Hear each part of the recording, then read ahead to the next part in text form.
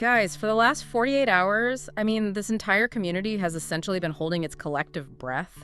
You know, that agonizing, just suffocating anxiety of waiting for a text back from a family member who just went to the emergency room? Oh, it is the absolute worst feeling. Right, where you're just staring at your screen and you are literally imagining the absolute worst-case scenarios for our boy. Well, today, that screen finally lit up. It did, yeah. The official update from the Ichikawa City Zoological and Botanical Garden is finally here. And guys, Punch the monkey is safe. I repeat, Punch is okay. We have the official word. The relief across the entire community today is just, I mean, it's palpable. It is huge. The wait is finally over, and that is exactly why we are dedicating this entire deep dive to unpacking the breaking August 15th update directly from the zoo's official X account. Because there really is a lot to break down in that statement. Exactly. As your hosts here on the Punch the Monkey channel, we are going to, literally comb through the specific wording of the statement. Because there's a massive amount of information hidden in these few short sentences about how Punch is doing, what the medical team actually did, and, what happens next. Right. The operational implications are huge here. They are. But real quick, before we get into all those medical details, if you are as relieved as we are to hear this amazing news, please hit that like button right now, share this video with your fellow fans, and subscribe to the channel so you never miss an update on Punch's recovery. You all have been an incredible rock through this whole situation. Yeah, honestly, the energy of this community is actually a driving force in this story. Yeah. Because the facility's official statement, it's relatively brief, but it is incredibly dense with, medical facts. So let's get straight into those concrete medical facts they released. The update stated that Punch sustained a bite wound, and they were really specific. They said it was located on the sole of his right foot. Which is a very precarious spot. Right. And the immediate follow-up was that the zoo's veterinarian has officially stepped in and disinfected the wound. Now, I want to try to visualize the severity of this for everyone. Think about getting a deep, painful puncture wound right in the dead center of the palm of your hand. Oh, that sounds awful. It is. Instantly, you can't grab a door handle, you can't hold a steering wheel, you can barely even type on your phone. It fundamentally disrupts how you interact with your physical world. And a monkey's foot is essentially another hand, right? Exactly, yes. They rely on it for everything. So this isn't just a slight limp, this is a major mobility issue. But mechanically speaking, I have to ask the big viral question here. Why is an animal bite on the foot so much more dangerous than, say, I don't know, a deep scrape from a sharp rock in the enclosure? Well, it comes down to the mechanics of the injury. A scrape or a superficial cut is essentially a surface-level breach. The outer layer of skin is removed, and while it bleeds and it hurts, the wound is open to the air. So it's easier to clean? Right, it's relatively easy to manage. But a bite is entirely different because it is a puncture. The biting animal's teeth, they act like biological needles. Oh, wow. Biological needles, that is a terrifying visual. It is, but it's accurate. They drive past the skin's protective barrier and push deep into the underlying muscle and the connective tissues. And when teeth do that, they don't just cause physical trauma. They inject whatever's in the biting animal's mouth directly into those really deep tissue layers. And I am assuming a monkey's mouth is not exactly a sterile environment. Far from it, yeah. Animal mouths harbor incredibly complex and aggressive flora. Meaning bacteria. Exactly. Highly concentrated bacteria that have literally evolved to break down organic matter. So when those bacteria are driven deep into a puncture wound, the surface of the skin actually often closes up pretty quickly right behind the teeth. Wait, really? It just seals the bacteria inside? Yes, and this creates what is known as an anaerobic environment at the absolute bottom of the wound tract. So it is a sealed pocket with virtually no oxygen. Which I'm guessing is bad news? It's the worst news, because that is the exact environment where these aggressive bacteria thrive and multiply rapidly. Okay, so if that bacteria just sits in that sealed pocket on a foot that is, constantly stepping in dirt and feces and whatever else is on the floor of the enclosure, I mean, the infection risk must be completely off the charts. It's astronomical. Because when I hear the word infection, I usually just think of some redness, some swelling, maybe needing to take some antibiotics for a week. But in a puncture scenario for a primate, what is the actual biological worst-case scenario if it goes totally untreated? Well, the immediate risk is an abscess. That's a localized, really painful buildup of pus as the immune system desperately tries to fight off the multiplying bacteria. Okay, and abscess sounds bad enough. But if the immune system fails to contain it, then you start looking at tissue necrosis. Necrosis, that means the tissue is dying, right? Yes. The localized infection becomes so severe that it restricts blood flow to the surrounding cells, causing the flesh in that specific area to literally die and decay. And then, if the bacteria breach the local blood vessels and enter the bloodstream, it leads to sepsis. That is life-threatening. Highly life-threatening. Sepsis is a systemic, whole-body inflammatory response to infection, and it can rapidly cause complete organ failure. Oh my God. Okay, so that really clarifies why a bite is a ticking clock. But, looking back at the zoo statement, they specifically highlighted that the veterinarian, quote-unquote, disinfected the wound. And honestly, the word disinfected sounds a bit underwhelming to me. I can see why you'd say that. It sounds very mild. Yeah, it sounds like, putting some rubbing alcohol on a paper cut and just slapping a Band-Aid on it. I have to imagine that in a real veterinary context, addressing a puncture wound on a macaque involves a lot more than just a quick wipe down. Oh, absolutely. Medical disinfection of a deep animal bite is actually a highly invasive procedure. The veterinary team wouldn't just wipe the surface, they would likely have to perform debridement. What does that involve? It involves physically going into the wound track and removing any dead or heavily contaminated tissue. To stop the necrosis you mentioned earlier. Exactly, to prevent it from spreading, and then they would heavily flush the puncture track with pressurized saline and specialized antimicrobial agents. So they are basically power washing the inside of the wound. That's a great way to put it, yeah. They have to force out the bacteria trapped in that deep anaerobic pocket we discussed. The goal is to physically wash out the contaminants and alter the chemical environment inside the wound so the bacteria cannot colonize. Wow. Okay, so by prioritizing this deep disinfection immediately, the veterinary team effectively neutralized the threat of sepsis or, severe mobility loss. They absolutely did. They stepped in before the worst-case scenarios could even develop. That is incredible. So treating the physical infection keeps him alive today. But honestly, how this whole situation became public knowledge in the first place is what really caught my eye in the statement. Right, the community's involvement. Yeah. The update explicitly stated that the zoo received, quote, numerous reports regarding the facts of the matter. And they put it on the official record stating, as a facility, we are aware of the situation. I mean, that directly implicates the community watching this video right now. It really does. And this specific phrasing is just a fascinating indicator of where modern zoological operations stand today regarding public transparency. How so? Because usually, zoos are pretty quiet about this stuff, right? Exactly. Historically, public outcry about a specific animal's well-being, especially when it stems from an aggressive incident between animals, might be met with total institutional silence.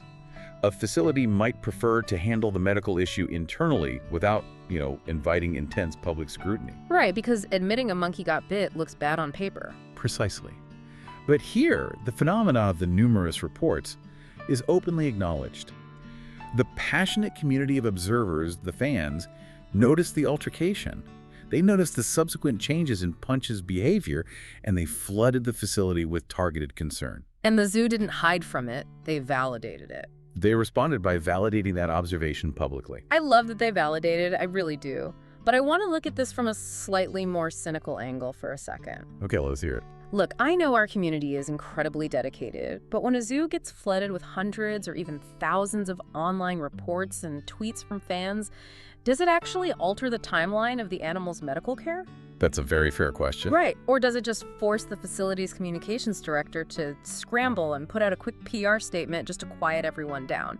Basically, are the citizen scientists actually helping the vet, or are we just creating a massive headache for the marketing team? Well, the reality is it forces a dual response, and you really cannot separate the communication scramble from the medical accountability. Okay, how so? Because the reality of zoological management is that even the absolute most dedicated keeping staff cannot have their eyes on every single animal every single second of the day. Yeah, that makes sense. There are too many animals and too many blind spots. Exactly. So a viral community of digital observers effectively functions as a massive distributed monitoring network.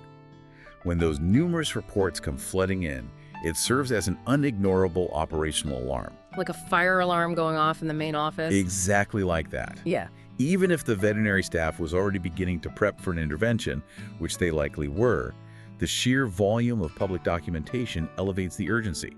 It mandates that the facility not only triage the animal, but guarantee that the treatment is meticulously documented and publicly communicated. I see. So the PR scramble is actually what guarantees the medical accountability. The zoo realizes that thousands of people have, like, time-stamped footage of the injury happening. Right, the evidence is out there. So they literally cannot afford to take a wait-and-see approach. They have to act immediately, and then they have to prove to us that they acted. That's it, exactly. The public pressure removes any operational friction. The administration, the communications team, and the veterinary staff are all instantly aligned because the public expectation demands an immediate resolution. The community's vigilance ensures that the issue is brought to the absolute forefront of the facility's daily priorities. Wow. That makes a lot of sense, and honestly, it makes me really proud of this community. So, treating the infection and answering the public handles the immediate crisis. But an animal's life in a zoo doesn't just end when the bandage goes on. No, the recovery's a long road. Right. If his foot doesn't work the same way tomorrow, how does he survive the daily reality of his enclosure? And that is where the final part of the zoo statement gets genuinely surprising to me. The concluding phrasing of their update represents a significant shift in how animal welfare is articulated to the public today. Yeah, because they stated that they take full responsibility for Punch's safety, and then they specifically promised to prioritize his, quote, physical and mental health moving forward, committing to respond swiftly and meticulously. It is highly unusual and profoundly important for a zoological facility to explicitly name an animal's mental health alongside its physical safety in a brief damage control statement like this. Why is it so unusual? Because usually the focus is entirely on the biological repair. But a bite from another animal in a primate enclosure is not just a physical injury resulting in a limp, it is a severe social trauma. Because of the hierarchy, right? Yes. Primates operate within very rigid, complex social hierarchies. Acknowledging the psychological impact of this physical trauma demonstrates a highly modern, empathetic standard of care at this specific facility. You know, I was trying to conceptualize this earlier, and it reminds me of a human patient going through physical therapy. Let's say a runner tears a ligament in their knee. A surgeon can go in, fix the ligament, clear any infection, and physically, mechanically, the leg is fixed. Right, the biology is repaired. But when that runner tries to step onto a track for the first time after surgery, their brain is terrified to put weight on that leg. They anticipate the pain, they change their gait. The physical wound is closed, but the mental hurdle of feeling vulnerable is massive. That is a perfect analogy. And I imagine it is tenfold for a monkey, where showing any vulnerability has immediate, dangerous consequences from the rest of the troop. But when the zoo promises meticulous mental health care, what does that actually look like in practice? Like, are they giving him anxiety medication, or is it more about how they manage his physical environment? It is primarily about environmental and social management.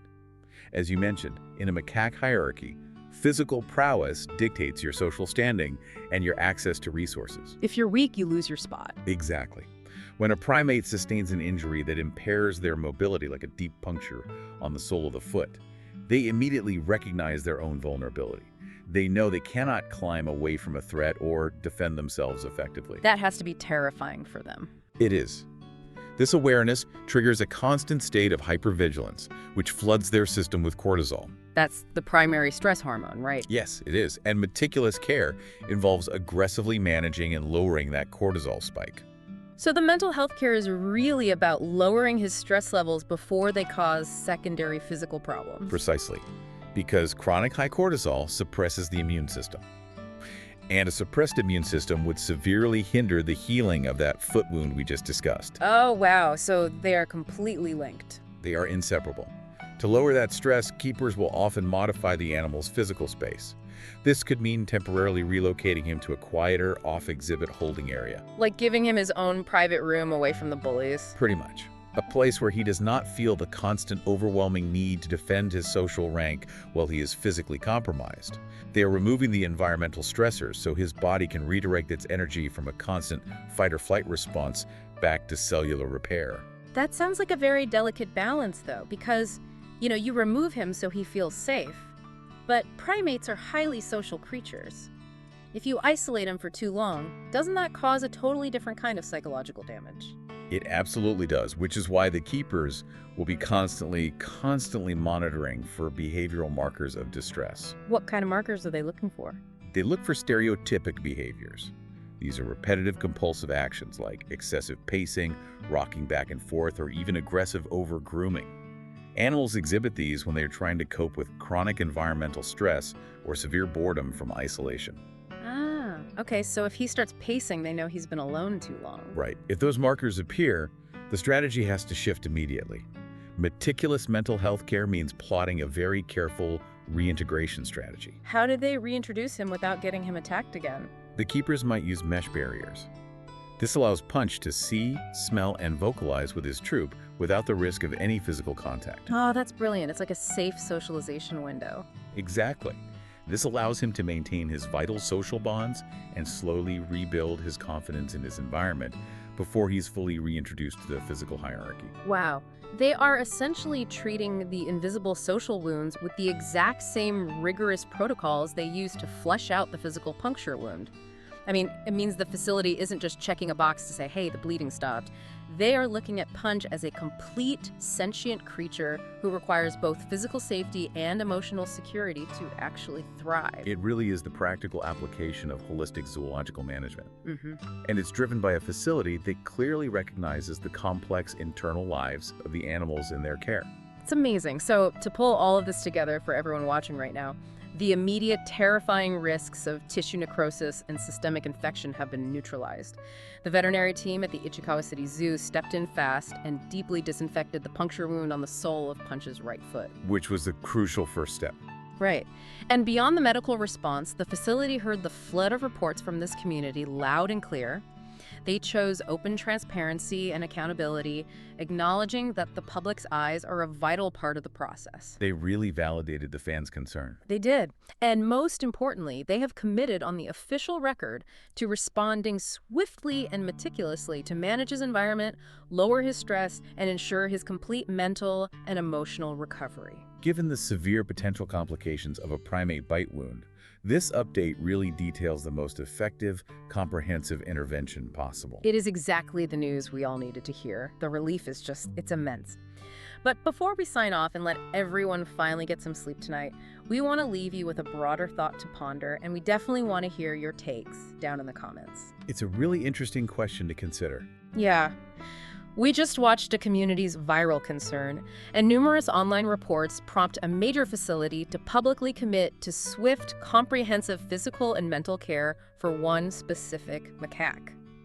So how might this level of massive digital age fandom forever change the way everyday citizens monitor and enforce animal welfare standards across the entire globe? It's a powerful thought. Right. If a localized digital community can guarantee this level of meticulous care for Punch, how does this shift the balance of power for animal protection everywhere? It really suggests a future where institutional caretakers and citizen scientists operate in a constant, highly visible partnership. It is a totally new frontier for animal welfare, and you all are right at the forefront of it. Keep that discussion going in the comments below. And once again, thank you for being the most incredible, vigilant fans on the internet. Please hit that subscribe button, share this crucial update video with the entire Punch community, and stay tuned for our next deep dive as we continue to follow his road to recovery. The screen lit up, the update is in, and our boy Punch is on the mend. We'll see you next time.